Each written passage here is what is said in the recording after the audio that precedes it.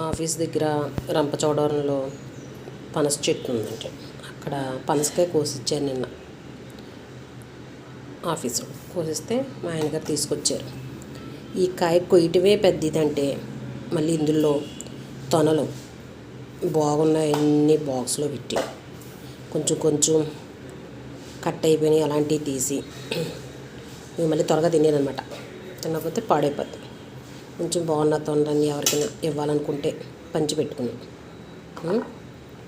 ఇలా చేసేటప్పటికి అవుతుంది. ఇప్పుడు పరిస్థితి కొయ్యటమే పెద్ద అనమాట. వాళ్ళు అన్నీ కూడా భలే కోసేస్తారండి, టకా టకా టకా కోసేస్తారు. వాళ్ళు కొత్తంటే భలే ఈజీగా కోసేస్తున్నారు, భలే ఉందనుకుంటాం. కానీ పనసకాయ కోయడం చాలా కష్టం ఉండవు. ఇద్దరు లేనిదే కోయటం కూడా చాలా కష్టం. అలాగే ఇప్పుడు వీటిని విడదీయాలి.